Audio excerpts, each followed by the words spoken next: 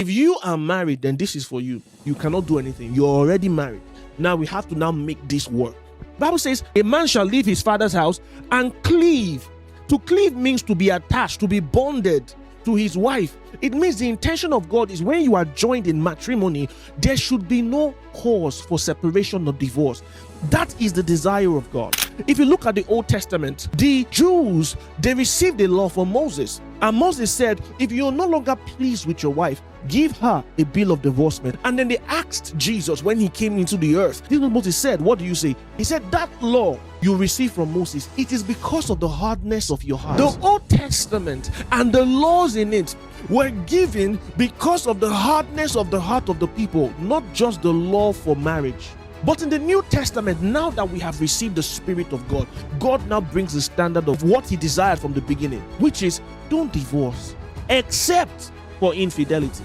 That's the standard for divorce. Now, if there is abuse, and when I'm talking about abuse, I'm talking about physical abuse. That's the reason why there is the ability for separation. Separation is not divorce.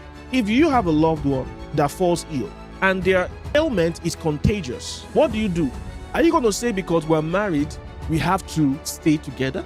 They will have to be quarantined. What is that? Separation. It does not mean you're no longer married. It just means that one person is sick. If you are an abuser, you are sick, and definitely the other person needs to separate from you. But you don't separate to end it. You separate to treat the person. A lot of times, this is the problem. We make a mistake in who we marry.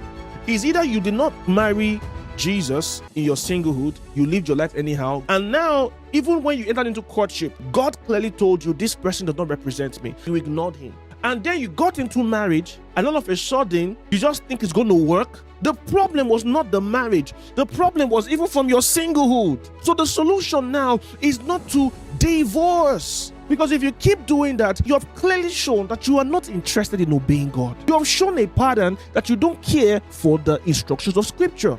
You have to understand that following God's standard is not something you do in convenience. You have to do it whether you feel like it or not. And that's why I say the same people who don't obey God in their singlehood, who don't obey God in who they should get into a relationship with, they are still the same people that do not obey God when they face a marital difficulty.